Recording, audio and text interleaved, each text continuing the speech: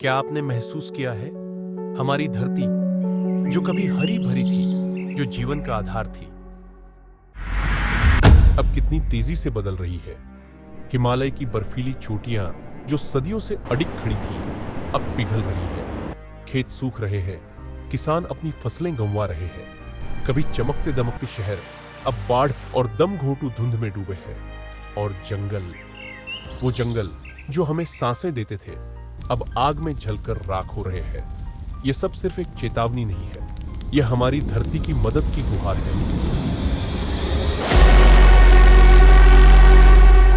यह है जलवायु परिवर्तन यानी climate change. Climate change. Climate change. Climate change is real, that it is impacted by human behavior.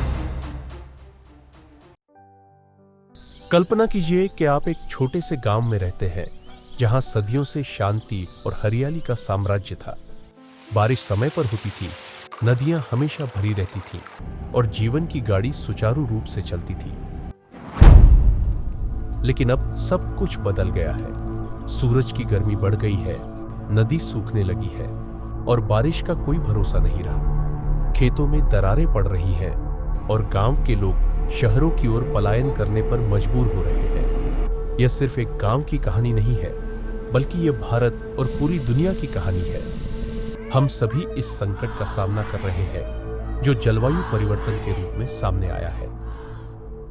सरल शब्दों में, जलवायु परिवर्तन का अर्थ है पृथ्वी के तापमान और मौसम में लंबे समय तक होने वाले बदलाव। ये बदलाव प्राकृतिक रूप से हमेशा से होते आए हैं, लेकिन अब मानव गतिविधियों के कारण ये बदलाव बहुत तेजी से और खतरनाक रूप में हो रहे हैं। भारत उन देशों में से एक है जो जलवायु परिवर्तन से सबसे ज्यादा प्रभावित हो रहा है।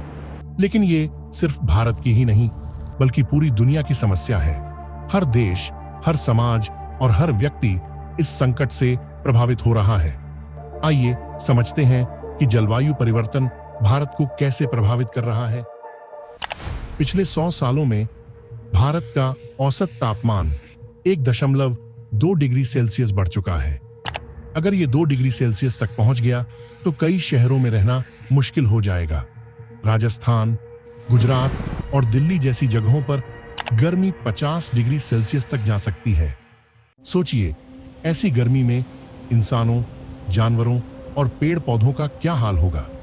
भारत की सबसे बड़ी नदियां गंगा, ब्रह्मपुत्र, यमुना हिमालयी ग्लेशियरों से निकलती हैं, लेकिन ग्लोबल वार्मिंग की वजह से ये ग्लेशियर तेजी से पिघल रहे हैं। चौराबाड़ी ग्लेशियर हर साल 22 मीटर सिकुड़ रहा है। अगर ऐसे ही चलता रहा तो भविष्य में हमें पीने और खेती के लिए पानी मिलना भी मुश्किल हो सकता है। सिर्फ 2020 में ही भारत को 5 बड़े चक्रवातों का सामना करना पड़ा। मुंबई, कोलकाता, चेन्नई जैसे शहर 2050 तक समुद्र के बढ़ते जलस्तर की वजह से डूबने के कगार पर हो सकते हैं। भारत का 40% हिस्सा हर साल सूखे से प्रभावित होता है। महाराष्ट्र और राजस्थान जैसे राज्यों में बारिश की कमी और जलवायु परिवर्तन की वजह से किसानों की मुश्किलें बढ़ रही हैं। कई किसान आत्महत्या करने को मजबूर हो जाते हैं। Population growth and consumption. Population growth और बढ़ता कंजम्पशन जलवायु परिवर्तन को तेज कर रहा है। द टाइम्स ऑफ इंडिया के इस आर्टिकल के हिसाब से अब भारत की जनसंख्या 144 करोड़ हो चुकी है। अधिक जनसंख्या के कारण ऊर्जा, पानी और खाद्य संसाधनों की खपत तेजी से बढ़ रही है, जिससे प्राकृतिक संसाधनों पर दबाव बढ़ता जा रहा है।